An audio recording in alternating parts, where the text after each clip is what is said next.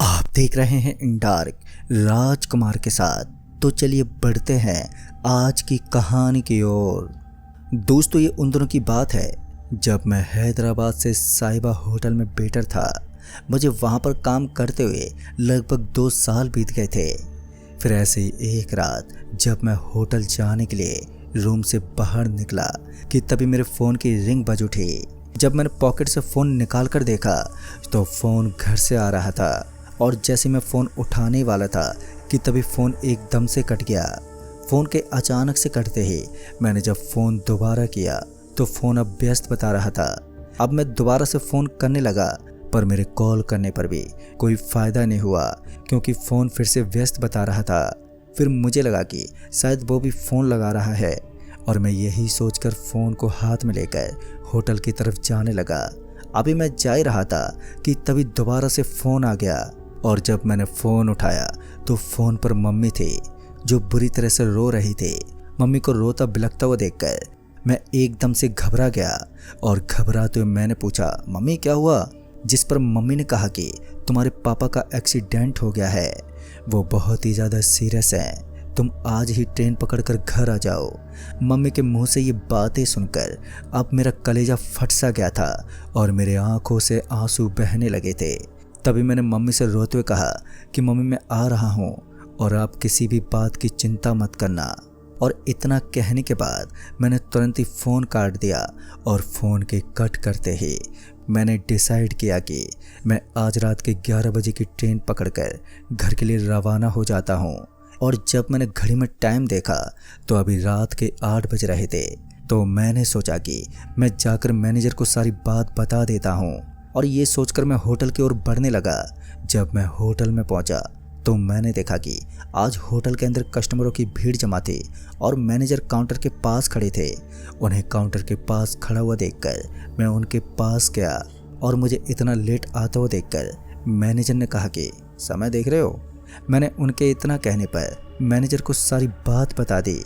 मेरी बातों को सुनकर मैनेजर ने मुझे जाने के लिए कह दिया और मुझे कुछ एक्स्ट्रा पैसे भी दे दिए और कहा जब तुम्हारे पापा ठीक हो जाएं तो वापस से आ जाना। मैनेजर की ये बात सुनकर अब मेरी आंखों में फिर से आंसू छलक आए थे। मुझे रोता बिलखता देखकर मैनेजर ने कहा, तुम रो क्यों रहे हो? मैनेजर के इतना कहने पर मैंने कहा, पहले मैं जिस होटल में काम कर रहा था वहाँ का मैनेजर बहुत ही ख़राब था। वो किसी की दुख मुसीबत को नहीं समझता था, चाहे वो कितना भी बीमार क्यों ना हो। मेरी बात सुनकर मैनेजर ने कहा कि सब एक जैसे ही थोड़ी ना होते हैं।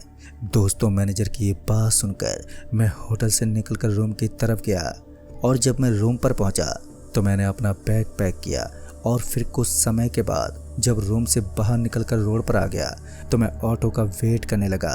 ऑटो का वेट करते करते 15 से 20 मिनट बीत गए थे पर मुझे अभी तक एक भी ऑटो दिखाई नहीं दिया।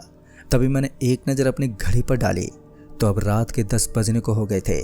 अभी मैं घड़ी में देख ही रहा था कि तभी मेरे ऊपर एक रोशनी पड़ी और उस रोशनी के मेरे ऊपर पड़ते ही मैंने उस ओर देखा तो एक ऑटो आ रही थी। उस ऑटो को देखते ही मैं ऑटो ड्राइवर को हाथ देने लगा। मुझे हाथ देता हुआ देखकर उस ऑटो ड्राइवर ने ऑटो को मेरे पास रोक दिया और ऑटो के रुकते ही मैंने देखा कि ऑटो के अंदर एक पैसेंजर पहले से ही बैठा हुआ था। मैंने उस ऑटो ड्राइवर से कहा कि स्टेशन चलोगे? मेरे इतना कहने पर उस ऑटो ड्राइवर ने कहा कि मैं वहीं पर जा रहा हूँ। उस ऑटो ड्राइवर की बात सुनकर मैं उस ऑटो के अंदर बैठ गया और जब मैं ऑटो के अंदर बैठा तो मैंने देखा कि ऑटो के अंदर एक लड़की बैठी थी। मैं चुपचाप ऑटो के अंदर बैठ गया था और बाहर की तरफ देख रहा था और फिर कुछ ही देर के बाद हम लोग स्टेशन पहुँच गए। स्टेशन पर पहुँचते ही मैं ऑटो से नीचे उतरकर ऑटो ड्राइवर को पैसे दे दिए और स्टेशन के अंदर जाने लगा। साथ ही वो लड़की भी ऑटो से नीचे उतरकर स्टेशन की ओर आने लगी और जब मैं स्टेशन के अंदर गया तो मैंने देखा कि पूरा स्टेशन खाली था। स्टेशन के अंदर एकदम से खामोशी पसरी हुई थी और चारों तरफ घना अंधेरा छाया हुआ था। तो मैंने टिकट काउंटर पर जाकर टिकट लिया और स्टेशन के एक बेंच पर बैठकर ट्रेन का वेट करने लगा क्योंकि ट्रेन को आने में अभी 10 मिनट बाकी थे। अभी मैं बैठा ट्रेन का इंतजार ही कर रहा था कि तभी पीछे से एक आवाज़ आई और उस आवाज़ को सुनकर मैं एक पल के लिए सहम सा गया और जब मैंने पीछे पलट कर देखा तो पीछे कोई भी नहीं था। पर यह मुझे समझ में नहीं आ रहा था कि वो किसकी आवाज़ थी जो बहुत ही अजीब तरह की थी। अभी मैं यही सोच रहा था कि वो ऑटो वाली लड़की मेरी तरफ आती हुई दिखाई पड़ी और पूरा स्टेशन खाली था, मानो इस स्टेशन पर सिर्फ हम दोनों ही थे। अभी मैं यही सोच रहा था कि वो लड़की आकर मेरे पास बेंच पर आकर बैठ गई और मैं भी चुपचाप उसी बेंच पर बैठा ट्रेन का वेट करता रहा कि तभी उस लड़की ने मुझसे कहा कि तुम कहाँ पर जा रहे हो।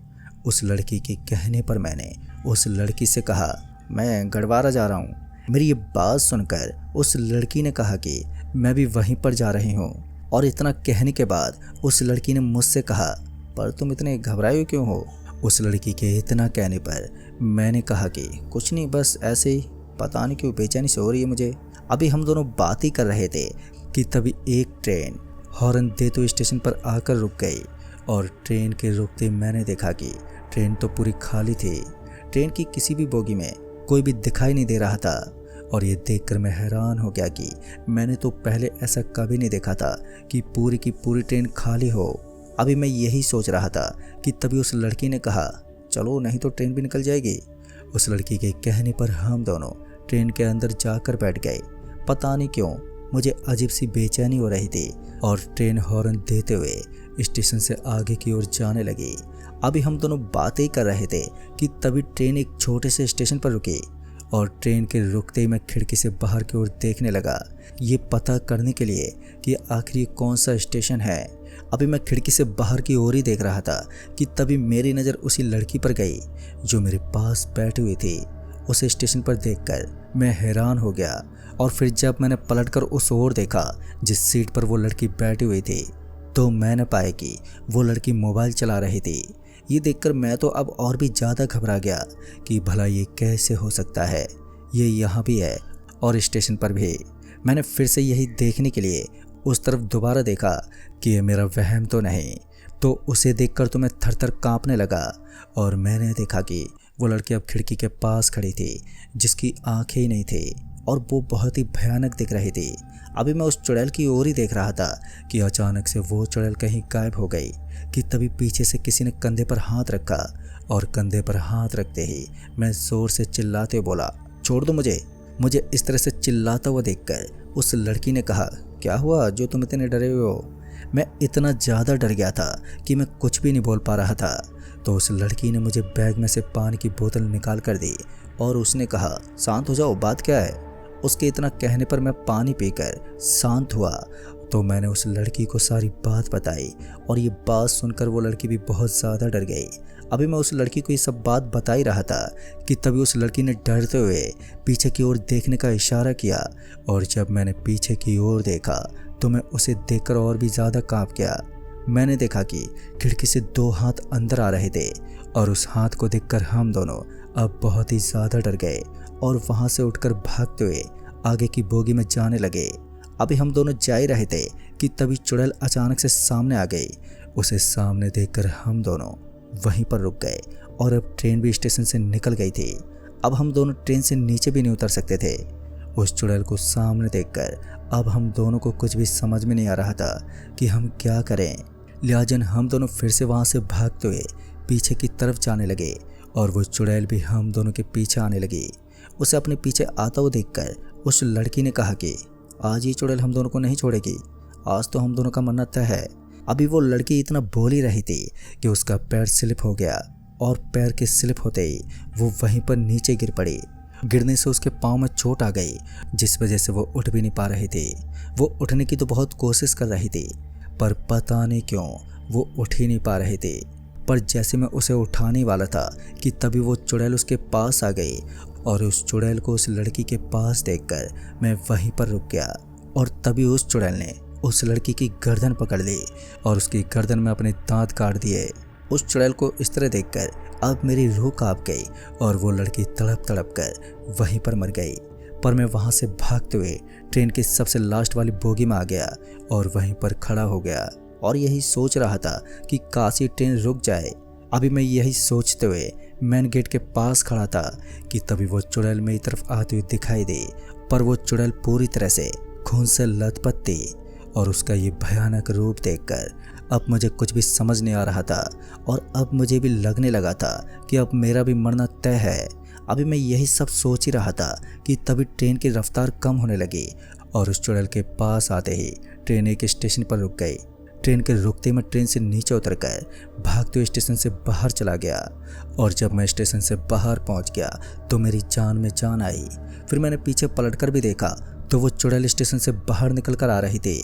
उसे बाहर आता हुआ देखकर मैं भागते हुए जा ही रहा था कि तभी एक कार ने मुझे जोर की टक्कर मार दी, जिस वजह से मैं रोड के दूसरी तरफ जाकर गिरा और मेरी आंखों के सामने अंधेरा छा गया।